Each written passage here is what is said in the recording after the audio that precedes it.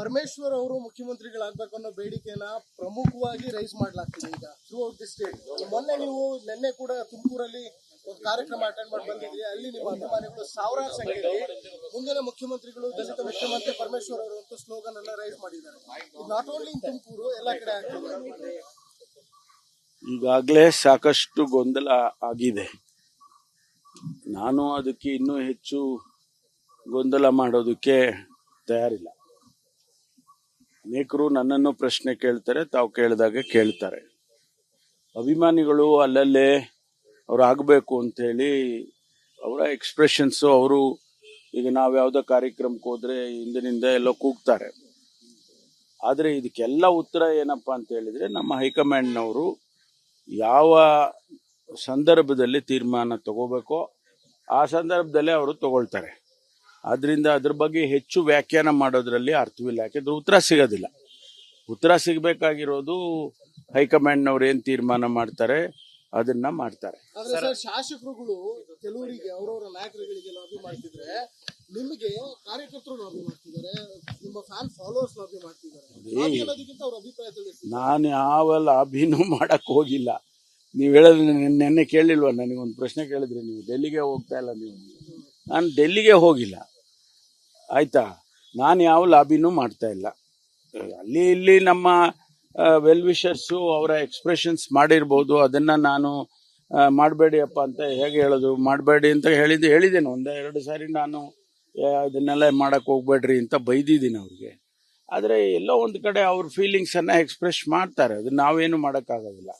But ಇದಕ್ಕೆಲ್ಲ ನಾನು ಹೇಳಿದಾಗೆ ನಾನು ಈ ಗೊಂದಲಕ್ಕೆ ನಾನು ಕೈ ಜೋಡ್ಸಕ್ ಹೋಗೋದಿಲ್ಲ. ಅಲ್ಲ, ಮಕ್ಕಳು ಮಿಸ್ಸಿಂಗ್ ಅಂತ ಹೇಳಿ ನಮ್ಗೆ ಮಾಹಿತಿಗಳನ್ನ ಕೊಡ್ತಾರೆ. ಅದನ್ನೆಲ್ಲ ನಾವು ಪ್ರತಿಯೊಂದು ಸಂದರ್ಭದಲ್ಲಿ ರಿವ್ಯೂ ಮಾಡುವಾಗ, ಜಿಲ್ಲೆನಲ್ಲಿ ಹೋದಾಗ ರಿವ್ಯೂ ಮಾಡುವಾಗ್ಲೂ ಅದನ್ನ ನಾನು ಬಹಳ ಗಂಭೀರವಾಗಿ ತಗೊಳ್ತೀನಿ. ಮತ್ತು ರಾಜ್ಯದಲ್ಲೂ ಕೂಡ ನಾವು ಮಿಸ್ಸಿಂಗ್ ಅಂತ ಏನ್ ಬರುತ್ತೆ, ಅದು ಮಕ್ಕಳು ಮಿಸ್ಸಿಂಗ್ ಆದಾಗ ಸಂದರ್ಭದಲ್ಲಿ ಅದನ್ನ ಬಹಳ ಗಂಭೀರವಾಗಿ ನಾವು ಪರಿಗಣಿಸ್ತೇವೆ. ಅದನ್ನ ಬಹಳಷ್ಟು ಜನರದ್ದು ಹುಡುಕಿದ್ದಾರೆ, ಬಹಳಷ್ಟು ಜನ ಸಿಕ್ಕಿದ್ದಾರೆ, ಹುಡುಕಿದ್ದಾರೆ. ಇನ್ನೂ ಬಹಳಷ್ಟು ಜನ ಮಿಸ್ಸಿಂಗ್ ಅಂತ ಹೇಳಿನೇ ಬರ್ತಾ ಇದೆ. ಅದನ್ನ ಏನ್ ಕ್ರಮ ತಗೋಬೇಕು ನಾವು ಇಲಾಖೆ ಒಳಗೆ ಅದನ್ನ ತಗೊಳ್ತೀವಿ. ಸರ್, ಮಲ್ಲಿಕಾರ್ಜುನ ಮುಖ್ಯ ಬಾಲಕಿ ಜೊತೆ ಅಸಭ್ಯವಾಗಿ ಹೊರತರೋದು ವಿಚಾರ ದೊಡ್ಡ ಮಟ್ಟದಲ್ಲಿ ಚರ್ಚೆ ಆಗ್ತಿದೆ ಸರ್. ಯಾರು? ಮಲ್ಲಿಕಾರ್ಜುನ ಮುಖ್ಯ ಅಂತ ನಾನು ರಿಪೋರ್ಟ್ ತಗೊಳ್ತೀನಿ. ನಾನಿನ್ನು ಮಾಹಿತಿ ಬಂದಿಲ್ಲ ನನಗೆ.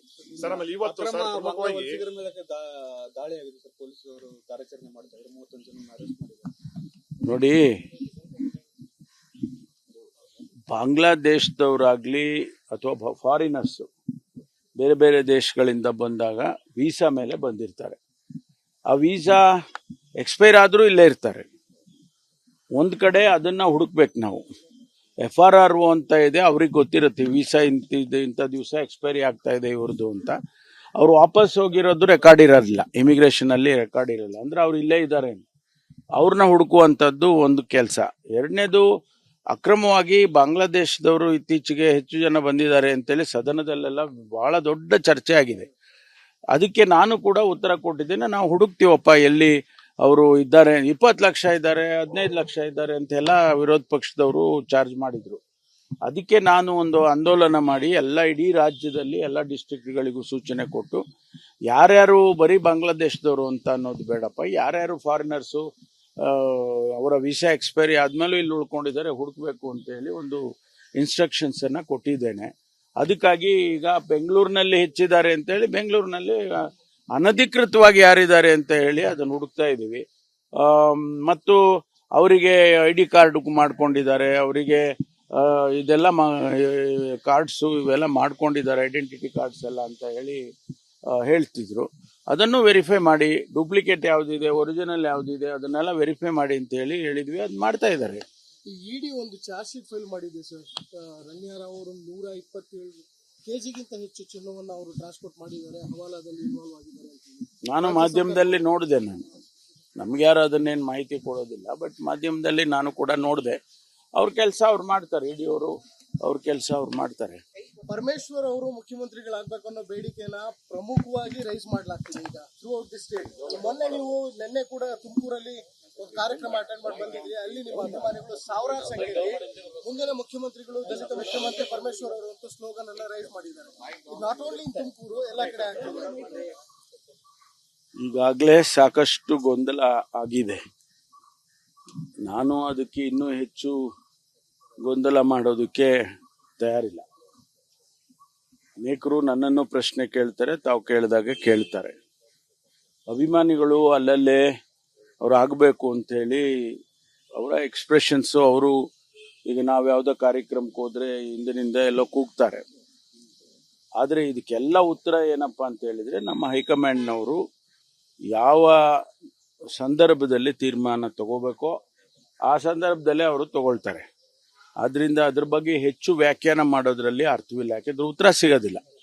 ಉತ್ತರ ಸಿಗಬೇಕಾಗಿರೋದು ಹೈಕಮಾಂಡ್ನವ್ರು ಏನ್ ತೀರ್ಮಾನ ಮಾಡ್ತಾರೆ ಅದನ್ನ ಮಾಡ್ತಾರೆ. ಆದ್ರೆ ಸರ್, ಶಾಸಕರುಗಳು ಕೆಲವರಿಗೆ ಅವರವರ ನಾಯಕರುಗಳಿಗೆ ಲಾಬಿ ಮಾಡ್ತಿದ್ರೆ, ನಿಮಗೆ ಕಾರ್ಯಕರ್ತರು ಲಾಬಿ ಮಾಡ್ತಿದ್ದಾರೆ, ನಿಮ್ಮ ಫ್ಯಾನ್ ಫಾಲೋವರ್ಸ್ ಲಾಬಿ ಮಾಡ್ತಿದ್ದಾರೆ. ಅನ್ನೋದಕ್ಕಿಂತ ಅವ್ರ ಅಭಿಪ್ರಾಯ ತಿಳಿಸಿ. ನಾನು ಯಾವ ಲಾಬಿನೂ ಮಾಡಕ್ ಹೋಗಿಲ್ಲ. ನೀವು ಹೇಳೋದು ನೆನ್ನೆ ಕೇಳಿಲ್ವಾ? ನನಗೊಂದು ಪ್ರಶ್ನೆ ಕೇಳಿದ್ರಿ, ನೀವು ಡೆಲ್ಲಿಗೆ ಹೋಗ್ತಾ ಇಲ್ಲ. ನಾನು ಡೆಲ್ಲಿಗೆ ಹೋಗಿಲ್ಲ, ಆಯ್ತಾ? ನಾನು ಯಾವ ಲಾಬಿನೂ ಮಾಡ್ತಾ ಇಲ್ಲ. ಅಲ್ಲಿ ಇಲ್ಲಿ ನಮ್ಮ ವೆಲ್ ವಿಷರ್ಸು ಅವರ ಎಕ್ಸ್ಪ್ರೆಷನ್ಸ್ ಮಾಡಿರ್ಬೋದು. ಅದನ್ನ ನಾನು ಮಾಡಬೇಡಿ ಅಪ್ಪ ಅಂತ ಹೇಗೆ ಹೇಳೋದು? ಮಾಡಬೇಡಿ ಅಂತ ಹೇಳಿದ್ದೇನೆ ಒಂದೆರಡು ಸಾರಿ. ನಾನು ಅದನ್ನೆಲ್ಲ ಮಾಡಕ್ ಹೋಗ್ಬೇಡ್ರಿ ಅಂತ ಬೈದಿದ್ದೀನಿ ಅವ್ರಿಗೆ. ಆದರೆ ಎಲ್ಲೋ ಒಂದು ಕಡೆ ಅವ್ರ ಫೀಲಿಂಗ್ಸ್ ಅನ್ನ ಎಕ್ಸ್ಪ್ರೆಸ್ ಮಾಡ್ತಾರೆ. ಅದನ್ನ ನಾವೇನು ಮಾಡೋಕ್ಕಾಗೋದಿಲ್ಲ. ಬಟ್ ಇದಕ್ಕೆಲ್ಲ ನಾ ಹೇಳಿದಾಗೆ ನಾನು ಈ ಗೊಂದಲಕ್ಕೆ ನಾನು ಕೈ ಜೋಡ್ಸಕ್ ಹೋಗೋದಿಲ್ಲ. ಅಲ್ಲ, ಮಕ್ಕಳು ಮಿಸ್ಸಿಂಗ್ ಅಂತ ಹೇಳಿ ನಮ್ಗೆ ಮಾಹಿತಿಗಳನ್ನ ಕೊಡ್ತಾರೆ. ಅದನ್ನೆಲ್ಲ ನಾವು ಪ್ರತಿಯೊಂದು ಸಂದರ್ಭದಲ್ಲಿ ರಿವ್ಯೂ ಮಾಡುವಾಗ, ಜಿಲ್ಲೆನಲ್ಲಿ ಹೋದಾಗ ರಿವ್ಯೂ ಮಾಡುವಾಗ್ಲೂ ಅದನ್ನ ನಾನು ಬಹಳ ಗಂಭೀರವಾಗಿ ತಗೊಳ್ತೀನಿ. ಮತ್ತು ರಾಜ್ಯದಲ್ಲೂ ಕೂಡ ನಾವು ಮಿಸ್ಸಿಂಗ್ ಅಂತ ಏನ್ ಬರುತ್ತೆ, ಅದು ಮಕ್ಕಳು ಮಿಸ್ಸಿಂಗ್ ಆದಾಗ ಸಂದರ್ಭದಲ್ಲಿ ಅದನ್ನ ಬಹಳ ಗಂಭೀರವಾಗಿ ನಾವು ಪರಿಗಣಿಸ್ತೇವೆ. ಅದನ್ನ ಬಹಳಷ್ಟು ಜನರದ್ದು ಹುಡುಕಿದ್ದಾರೆ, ಬಹಳಷ್ಟು ಜನ ಸಿಕ್ಕಿದ್ದಾರೆ, ಹುಡುಕಿದ್ದಾರೆ. ಇನ್ನೂ ಬಹಳಷ್ಟು ಜನ ಮಿಸ್ಸಿಂಗ್ ಅಂತ ಹೇಳಿನೇ ಬರ್ತಾ ಇದೆ. ಅದನ್ನ ಏನ್ ಕ್ರಮ ತಗೋಬೇಕು ನಾವು ಇಲಾಖೆ ಒಳಗೆ ಅದನ್ನ ತಗೊಳ್ತೀವಿ. ಸರ್, ಮಲ್ಲಿಕಾರ್ಜುನ ಮುತ್ಯ ಬಾಲಕಿ ಜೊತೆ ಅಸಭ್ಯವಾಗಿ ಹೊರತಿರೋದು ವಿಚಾರ ದೊಡ್ಡ ಮಟ್ಟದಲ್ಲಿ ಚರ್ಚೆ ಆಗ್ತಿದೆ ಸರ್. ಯಾರು? ಮಲ್ಲಿಕಾರ್ಜುನ ಮುತ್ಯ ಅಂತ ನಾನು ರಿಪೋರ್ಟ್ ತಗೊಳ್ತೀನಿ. ನಾನಿನ್ನು ಮಾಹಿತಿ ಬಂದಿಲ್ಲ ನನಗೆ.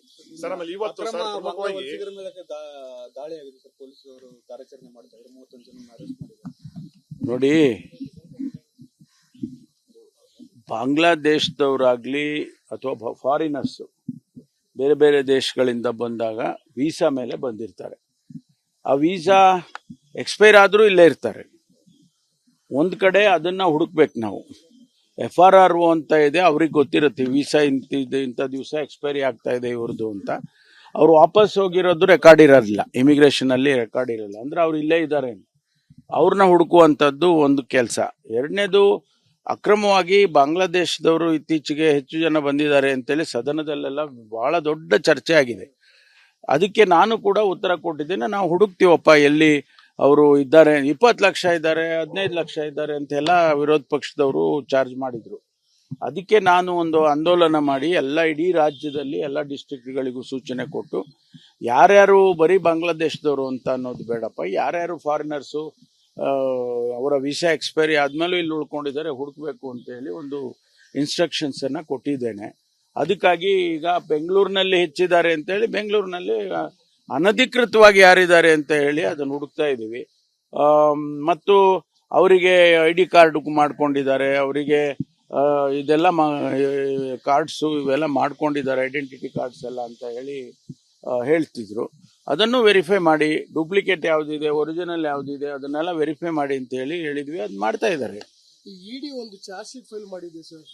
ರಣ್ಯಾರಾವ್ ಅವರು 127 kgಗಿಂತ ಹೆಚ್ಚು ಚಿನ್ನವನ್ನು ಅವರು ಟ್ರಾನ್ಸ್ಪೋರ್ಟ್ ಮಾಡಿದ್ದಾರೆ, ಹವಾಲಾದಲ್ಲಿ ಇನ್ವಾಲ್ವ್ ಆಗಿದ್ದಾರೆ ಅಂತ ನಾನು ಮಾಧ್ಯಮದಲ್ಲಿ ನೋಡಿದೆ.